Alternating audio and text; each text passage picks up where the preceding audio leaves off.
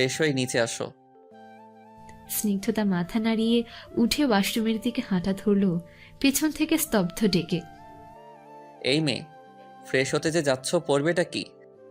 স্নিগ্ধতা পেছনে ঘুরে, এই শাড়িটা রাতেই তো গোসল করে পরলাম, এখন আপাতত এটা দিয়ে হয়ে যাবে।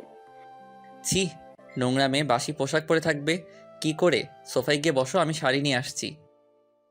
স্তব্ধ কোনো উত্তর দিল না, বেরিয়ে গেল। স্নিগ্ধতা দাঁড়িয়ে বিড়বিড় করছে। রাতেই তো গোসল করে এই শাড়ি পরলাম, আর সাথে সাথে বাসি হয়ে গেছে। বড়লোকদের কত কারবার।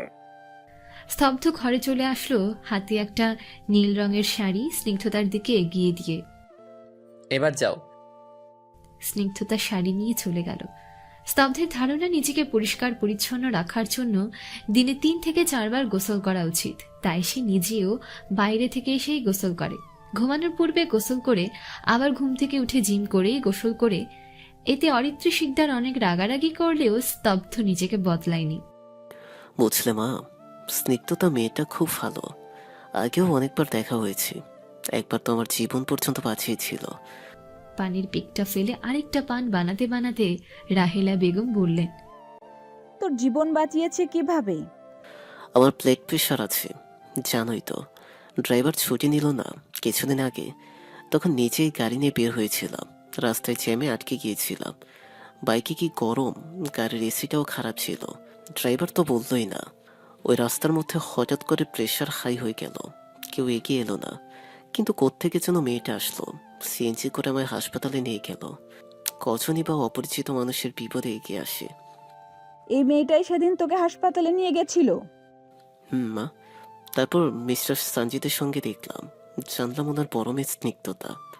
মেয়েটার আচার ব্যবহার অনেক সুন্দর, তাই সুযোগ হাতছাড়া করলাম না। স্তব্ধের বউ করে বাড়িতে নিয়ে আসলাম। কাউকে জানানোর মতো পরিস্থিতি ছিল না। সব বুঝলাম, কিন্তু বৌমা কি মানবে? তার উপর দাদুভাই কি সম্পর্কটার মধ্য মানিয়ে নিতে পারবে? স্তব্ধের কথা বাদ দাও তো। ও খাপছাড়া ছেলে, মায়ের আশকারাতে এমন হয়েছে। তবে আমার জানা মতে কোনো মেয়ে ওর জীবনে নেই। কিছুদিন গেলেই ঠিক হয়ে যাবে। স্নিগ্ধতা মায়ের উপর ফর্সা আছে, আর অরিত্রীকে তুমি সামলে নিও। বৌমা তো তার বোনের মেয়ের সঙ্গে দাদুভাইয়ের বিয়ে ঠিক করেছিল। আমি আরো তোমার ফর্সে আছি, আর তুমি কিনা এসো বলছো? তুমি সব বুঝে নিও, সব দায়িত্ব তোমার। আচ্ছা আচ্ছা, আগে নাত বউকে দেখি, জানি যখন আমার নাতির জন্য ঠিক মনে হবে তখনই ওকে বাড়িতে স্থায়ী করার দায়িত্ব আমার। রাহেলা বেগম রাতুল শিকদারের মা। বাড়ির কর্তৃত্ব অরিত্রী শিকদারের হাতে দিয়ে দিলেও সবকিছু ওনার অনুমতি নিয়েই করা হয়। অরিত্রী শিকদার শাশুড়িকে অনেক মান্য করেন, মান্য করাটাই স্বাভাবিক। স্তব্ধের মা শিকদার বাড়ির বউ হয়ে আসার পর থেকে শাশুড়ির অনেক ভালোবাসা পেয়েছেন, সবসময় ওনার মায়ের মতো ব্যবহার করেছেন। সালেহা দরজার কাছে এসে, চাচি, ভাইজান আপনার ঘরে নাস্তা করার জন্য ভাবি ডাকতেছে। রাহিলা বেগম খাবার টেবিলে গিয়ে বসলেন। অরিত্রী শিকদার খাবার টেবিলে রেডি করে বসেছিলেন। রাহিলা বেগম জিজ্ঞেস করলেন, স্তব্ধ দাদুভাই কোথায় বৌমা?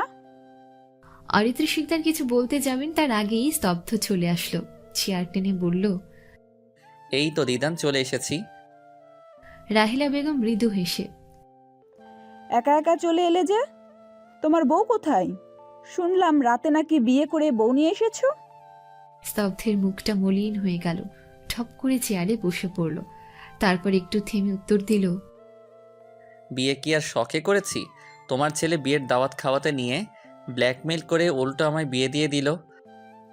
বিয়ে যেভাবেই হোক হয়েছে তো, বউ তো পেয়েছো। এখন সেই বউটা কোথায়? আমায় একটু দেখাও। অরিত্রী শিকদার ভেতরে ভেতরে অনেক রেগে আছেন। তারপরেও শাশুড়ির সামনে নিজেকে শান্ত করার চেষ্টা করে, মা, এই বিয়ে আমি স্তব্ধ কেউই মানি না। যত তাড়াতাড়ি সম্ভব ওদের ডিভোর্সটা করিয়ে দেব। সে কি বৌমা, স্তব্ধ দাদুভাই কি কাউকে পছন্দ করে নাকি? স্তব্ধ হকচকিয়ে গেল। কাউকে পছন্দ হলে তুমিই জানতে পারতে দিদান। তাহলে তোমার মম ডিভোর্সের কথা বলছে কেন? স্তব্ধ নিরুত্তর। অরিত্রী শিকদার বললেন, মা, আপনি সব জানার পরেও কেন এসব কথা বলছেন? আচ্ছা মা, আপনি কি চাইছেন? মেয়েটা এই বাড়িতে থাকুক? আমাদের চাওয়াতে কি আসে যায়?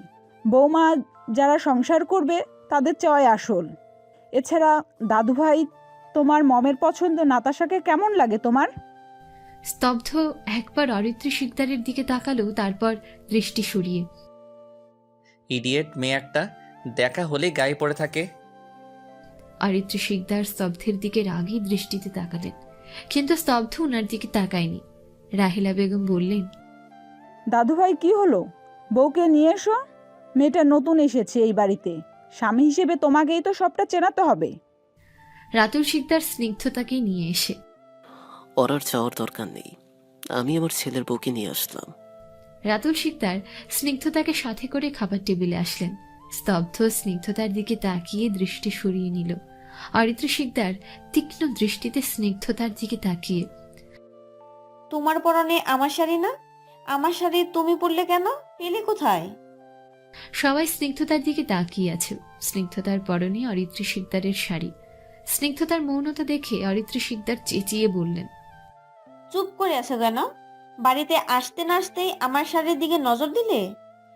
আমি জানতাম না এটা আপনার শাড়ি। তাহলে পেলে কোথায়? পরলে কেন? বাড়ি থেকে কাপড়ের ব্যাগ আনতে ভুলে গিয়েছিলাম, তাই উনি দিয়েছেন শাড়িটা। স্তব্ধকে ইশারা করে দেখালো স্নিগ্ধতা। অরিত্রী বিস্ময় ভরা দৃষ্টিতে স্তব্ধের দিকে তাকাতেই স্তব্ধ বলল, মম, শাড়ি নিয়ে ঝামেলা করো না তো। তুই আমার শাড়ি কেন দিলি ওকে? তোমার শাড়ি দিব না তো কি আমার প্যান্ট শার্ট দিব? ওর কাছে ছিল না বলেই তো তোমারটা দিয়েছি। রাতারাতি আমার ছেলে বউ পেয়ে বদলে গেল। আমার এত দামি শাড়িটা এই মেয়েকে দিয়ে দিল। এই দিন দেখার জন্য আমি বেঁচেছিলাম। এই ছিল আমার কপালে। বুঝেছি, তোর বাপ আর তোর বউ মিলে তোর মাথাটা খেয়েছে। স্নিগ্ধতা অবাক দৃষ্টিতে অরিত্রী শিকদারের দিকে তাকিয়ে আছে। অরিত্রী শিকদার খাবার রেখে চলে গেলেন। স্তব্ধ মায়ের পেছনে ছুট লাগালো। রাতুল শিকদার মৃদু হেসে বললেন, তোমার শাশুড়ি মা একটু রাগী, তবে মনটা অনেক ভালো। ওসব মেনে নিও না, খেতে বসো। ওনারা তো ঠিক মতো খেলেন না। স্তব্ধ আছে না, ছেলের কথায় গলে গিয়ে একটু পর ঠিক খেয়ে নিবে। আচ্ছা, আমি তাহলে আপনাদের পরিবেশন করি। করো তাহলে, আগে পরিচয় হয়ে নাও। ইনি তোমার দাদি শাশুড়ি।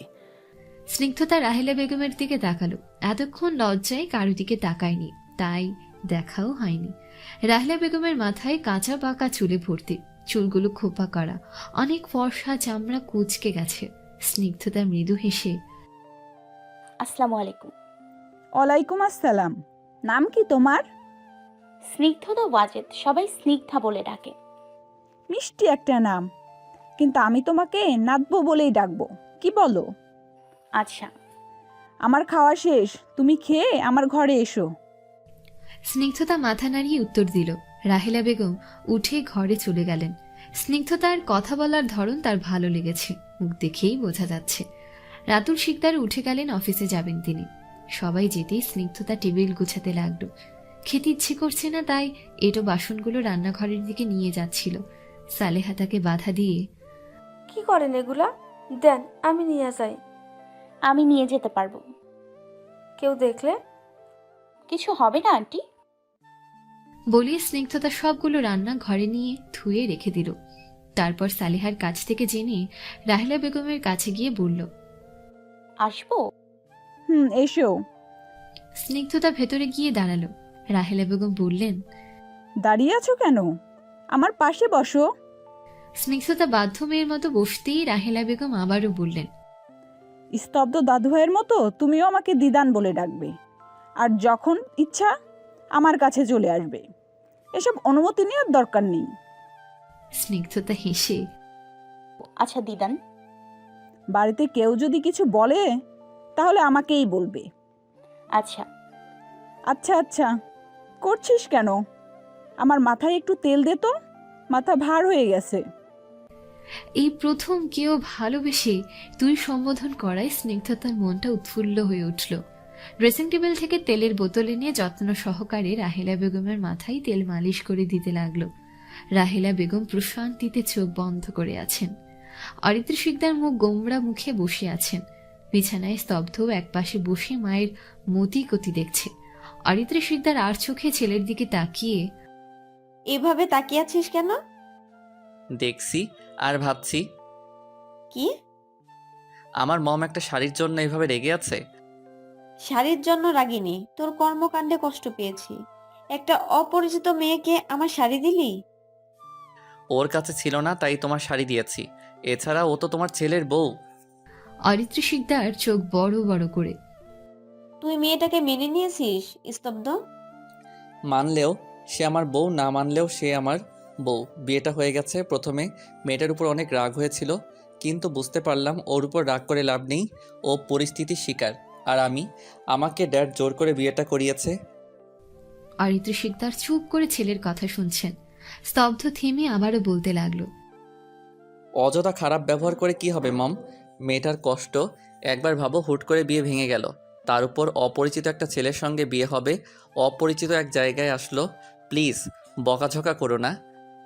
কি করব না করব তোর কাছ থেকে শিখবো না? আমি তোকে পেটে ধরেছি, বুঝলি? খুব শীঘ্রই তোদের ডিভোর্সটা করিয়ে ফেলবো। আজই আমি উকিলের সঙ্গে কথা বলবো।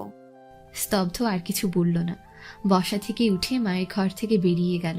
কি বা বলবে?